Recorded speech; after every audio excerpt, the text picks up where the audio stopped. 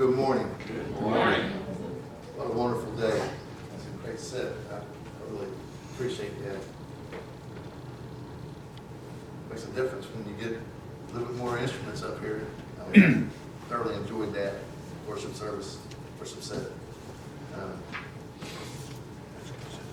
We're in John chapter 12. I'm going just through verses 27 through 36, and Jesus is starting to tell about his death. And I entitled this "How to Glorify Christ." We're going to see that in here. You know, I could went 2 or 3 different ways with these verses.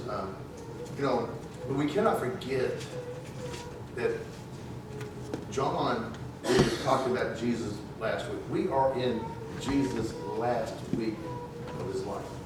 You know, I mean, John just kind of stretches that out a little bit. You know, the other Gospels kind of condense that a little bit, but John stretches this out. You know, and he really is about showing Christ's deity, his humanity, and everything that he's doing. So we're going to be talking about that about him foretelling of his death, and we're going to see each one of those in this today. So if you will, please stand as I read John chapter 12, verses 27 and 36. It says, "Now my soul has become troubled, and what shall I say? Father, save me from this hour. But for this purpose I came to this hour. Father, glorify your name." Then a voice came out of heaven, "I have been both glorified and will be glorified again." So the crowd of people who stood by and heard it were saying that it had thundered. Others were saying, "An angel has spoken to him." Jesus answered and said, "This voice has not come for my sake, but for your sakes. Now judgment is upon this world. Now the ruler of this world will be cast out. And I, if I am lifted up from the earth, will draw all men to myself." But he was saying this to indicate the kind of death by which he was to die. The crowd did answer him, "We have heard out of the law that the Christ is to remain forever. And how can you say, the Son of Man must be lifted up? Who is the Son of Man?" So Jesus answered them, "For a little while longer the light is among you. Walk while you have the light, so that darkness will not overtake you. He who walks in the darkness does not know where he goes. While you have the light, believe in the light, so that you may become sons of light." These things Jesus spoke, and he went away and hid himself from them. Please pray. Lord Heavenly Father, I'm just so grateful to be here today.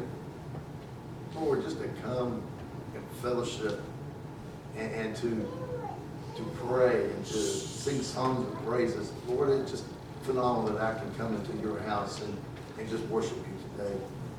Lord, and I pray today as I come into the time of this message, Lord, that your words will be spoken. God, I just want to get out of your way. Just humble myself before you. Give her candy. I know it's only through you that I have the ability to do what you do. Lord, I thank you for what you do. Jesus Christ, came out. You may be seated. You know, what comes to mind when you hear about the word glory or glorification? And when you hear glorifying Christ or God, I mean, what pops in your mind about the definition about glory? You know, it's important. It's in the Bible hundreds of times. From Genesis to Revelation, you see the word glory. It's in there more times than I know I can count. You know, and here we see that Jesus says, "I have glorified my name and will glorify it again." God is literally saying that. So I looked up the word glorified. Okay, that's, you know, I wanted to get a definition of the word glorified. And it says to give glory.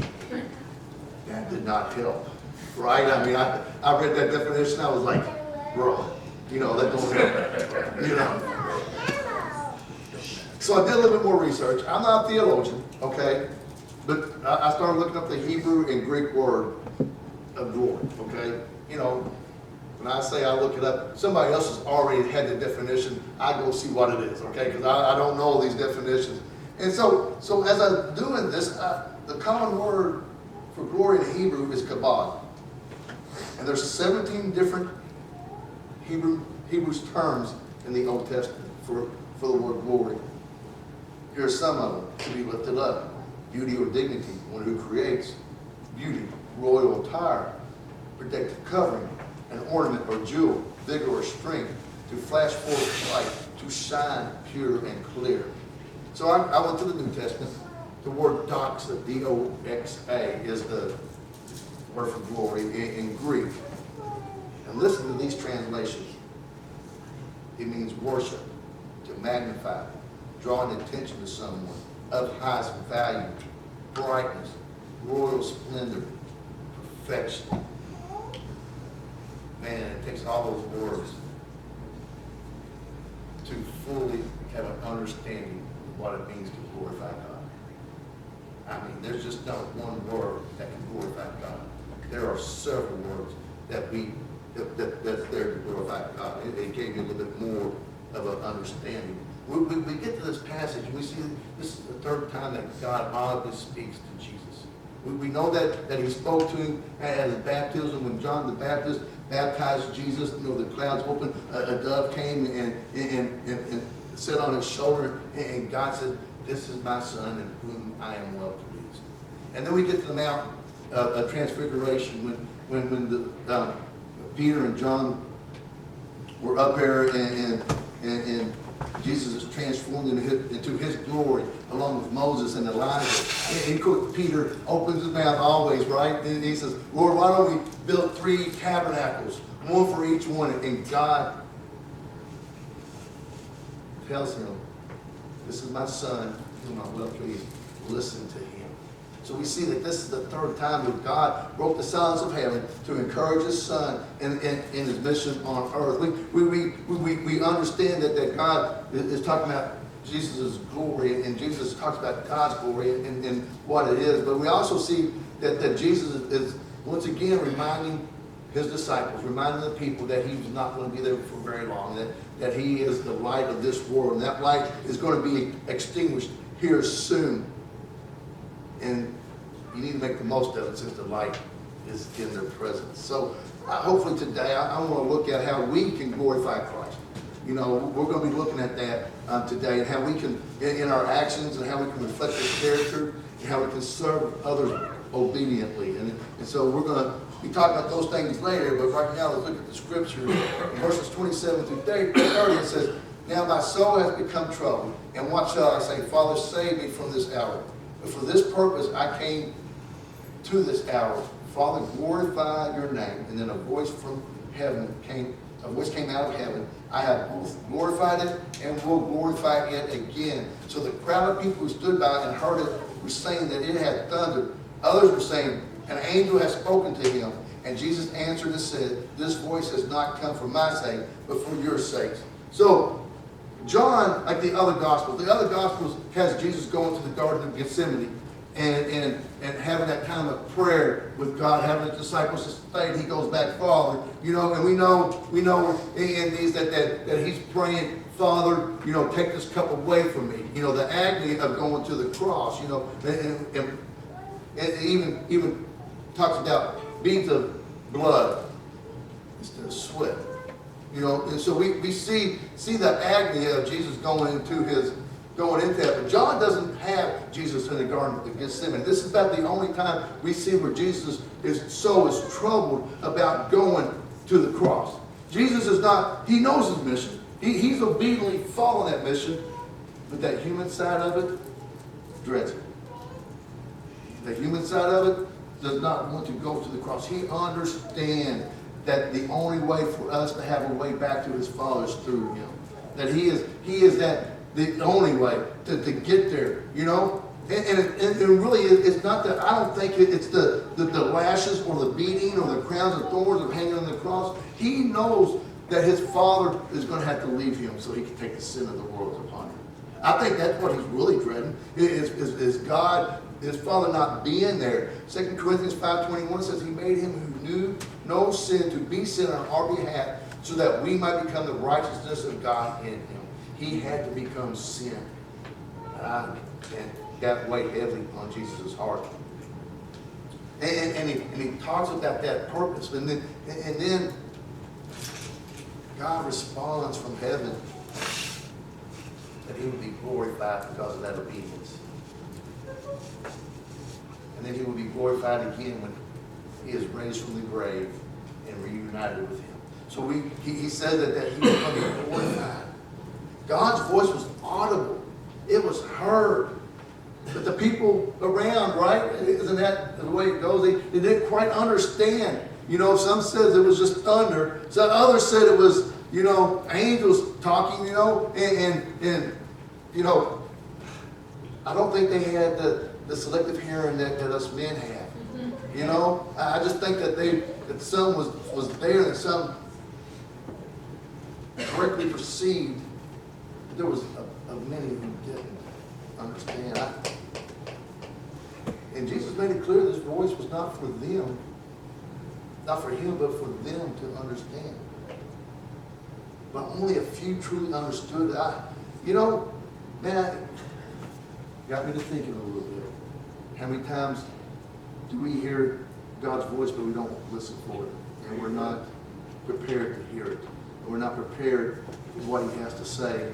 And because we're too busy running around, and God might be speaking to us, but we're not understanding it because we're not in tune with what God is. I mean, I tell you what, if you're not having times where you're just getting alone by yourself with nothing else, no music, no nothing, and if you don't have a time by yourself where you're trying to listen to what God is telling you, you are missing God altogether. You are missing the mark with that. Then you have to have time. You know, I've had somebody ask me, well, why do you get the church so early? Get the church so early so I can have time with God alone. You know, because when I'm at home, I have a dog, a wife, and a mother, and a mom. One of those three is always going to interrupt me somewhere. You know, but guys, we need to have time where we listen to God. And we have to understand what he is saying to each and every single one of us. Verses 31 through 33, it says, now judgment is upon this world. Now the ruler of this world will be cast out. And if I am lifted up from the earth, will draw all men to myself. But he was saying this to indicate the kind of death by which he was to die. So we see that anticipate his glorification through death and resurrection. Jesus proclaims, says, now listen, is it time for judgment on this world, and the ruler of this world will be cast out. You know, Christ's death brought judgment on those who thought they had the upper hand in this world system.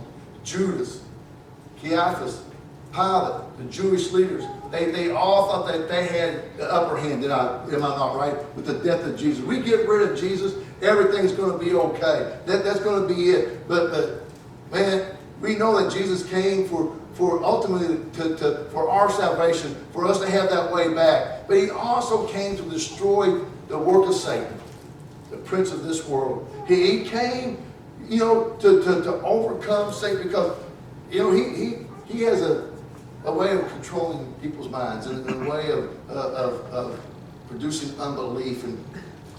But Jesus came to defeat the ultimate weapon that Satan has, and that's to defeat death. That is Satan's ultimate weapon against us, and Jesus came to overcome that. He came to defeat that. Hebrews 2:14 and 15 says, therefore, since the children share in the flesh and blood, he himself likewise also partook of the same, that through death he might render powerless him who had the power of death, that is, the devil, and might free those who through fear of death are subject to slavery of all these things. Man, words like powerless, that he is powerless, that we have a freedom. You know, I read stuff like that, man, I get excited because that's why Jesus came. Satan is powerless over me because of Christ.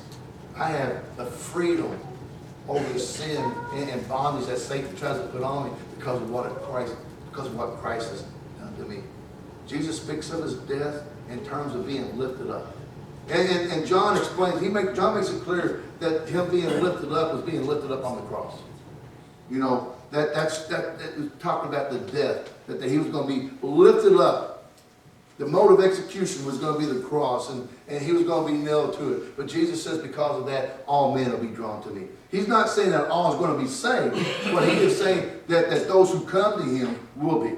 And that it is there for every single person who is born.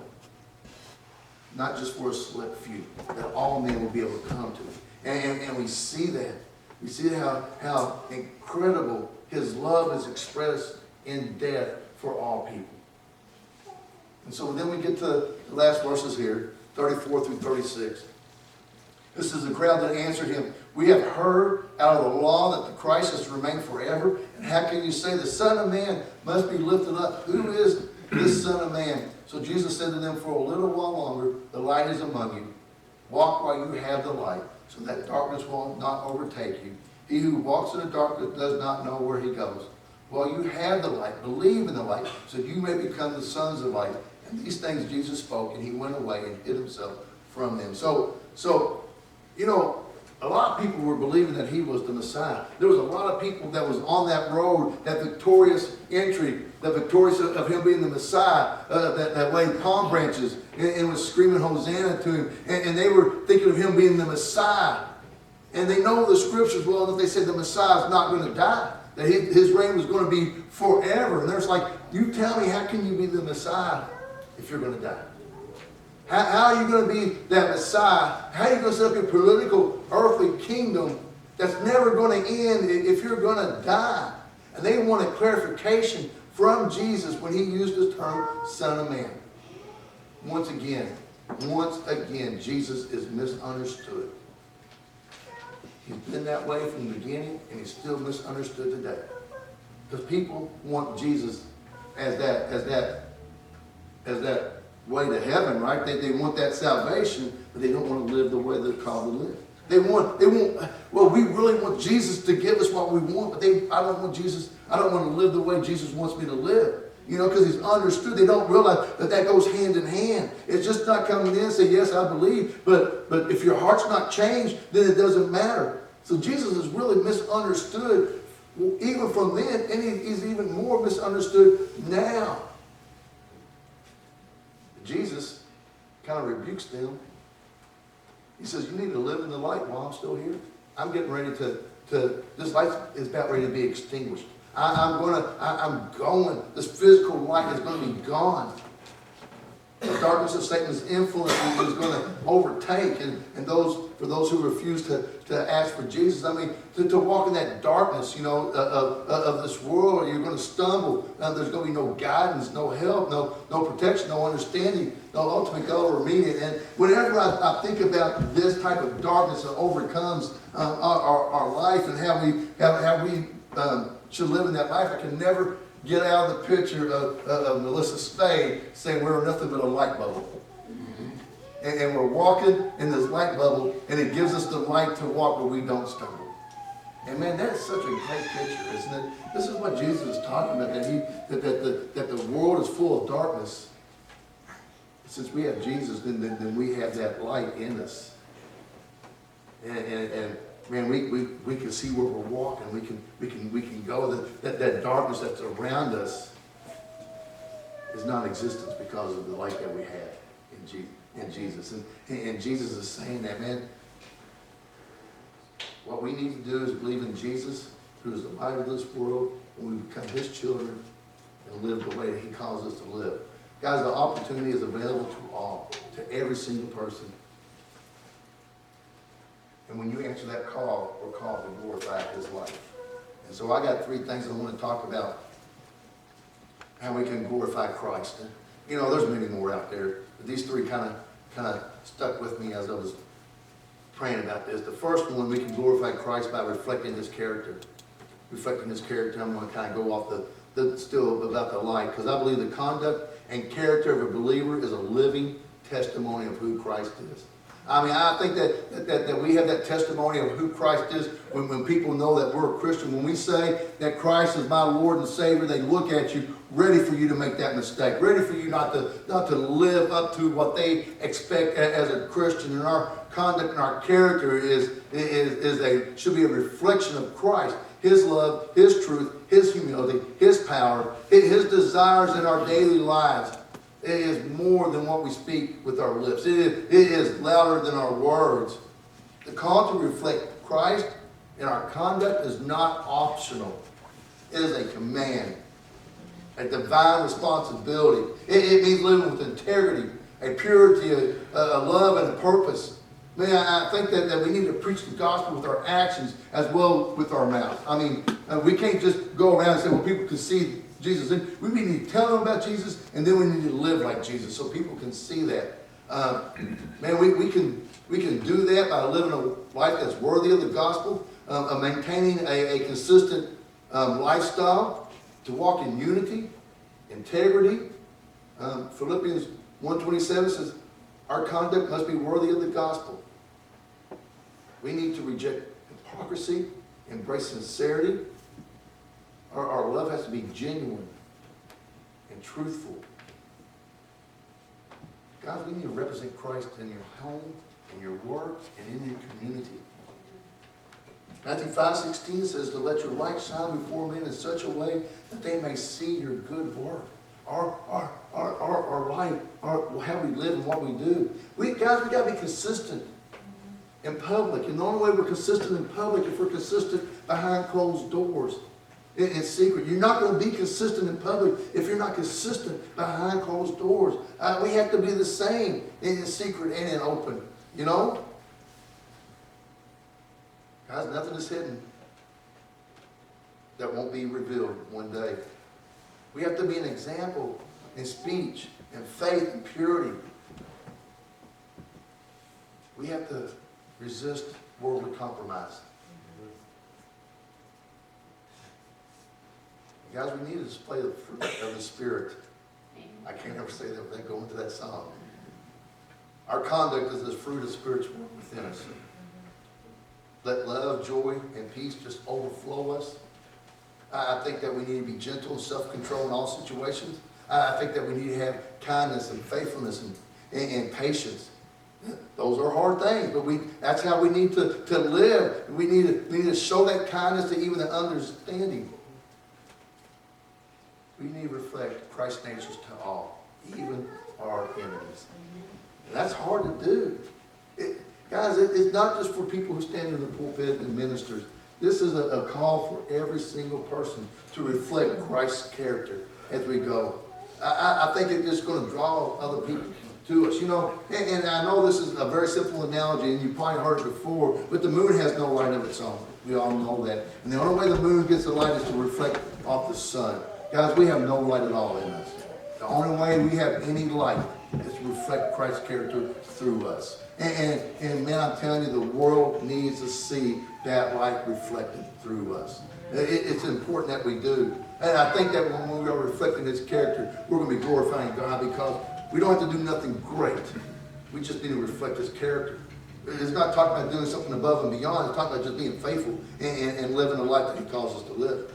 Because the next one is we can glorify Christ by being obedient. It seems like I talked about obedience a lot. You know, I know I talked about 2 or 3 weeks ago. But man, I just can't get over that. I think that we glorify Christ by being obedient to the call that He has in our life.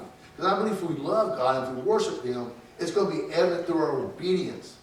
I'm not talking about obedience at a gunpoint. You know, making your kids obey because they're afraid. You know, I just think that I'm talking about a voluntary obedience. Doing what God calls us to do. Obedience is costly, it's difficult, but genuine obedience is seldom boring when it comes to Christ's call on our life. You know, the question of obedience is just not to obey or not to obey. The question that faces is who we're going to obey.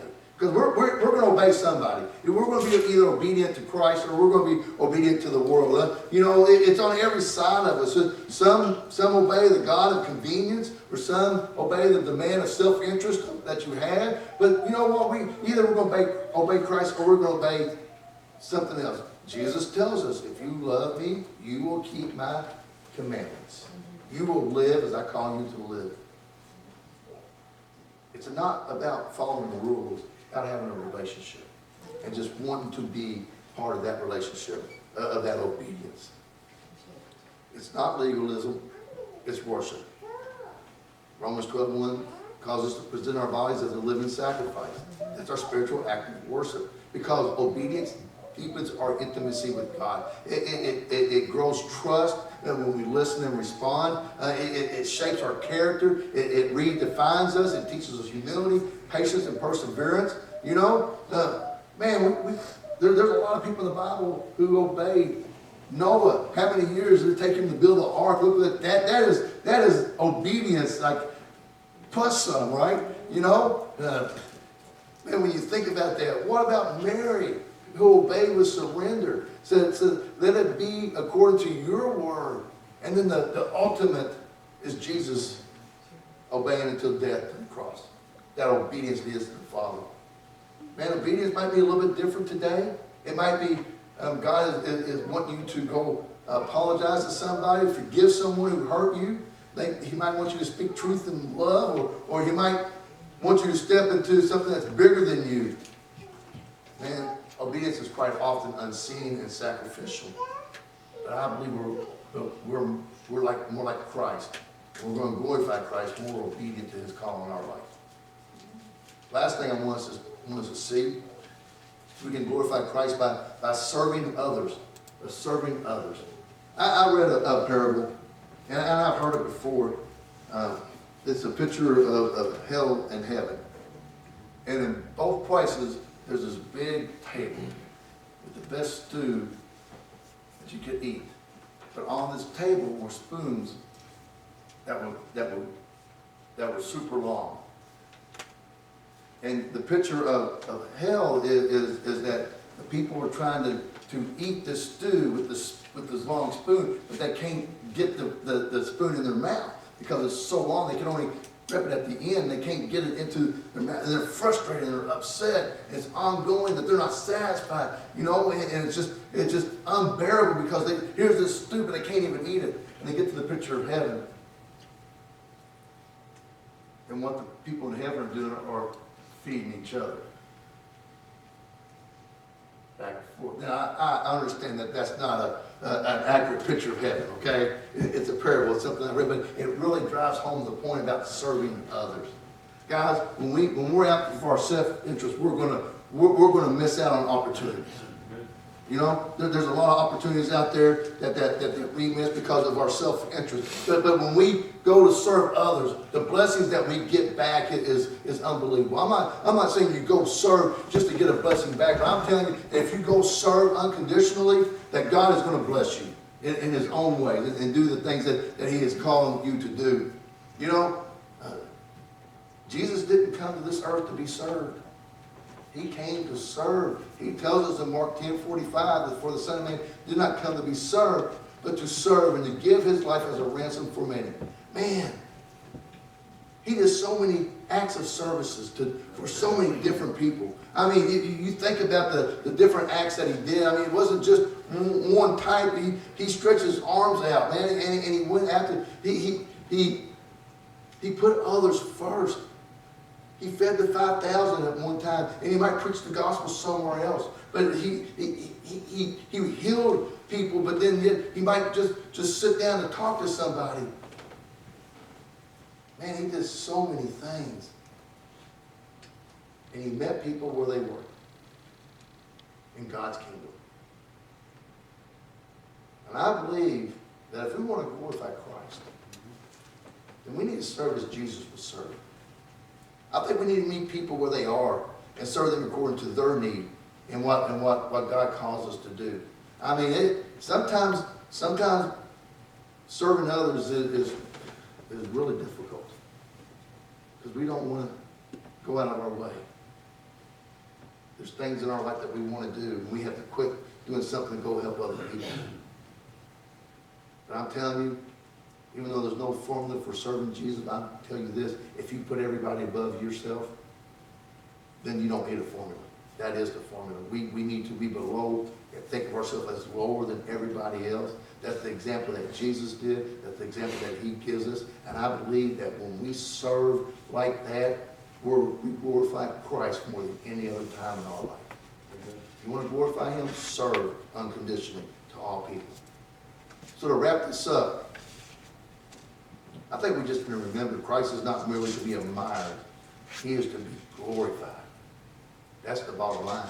Not just with our lips, but with our lives. There's no such thing as lip service when it comes to glorifying God.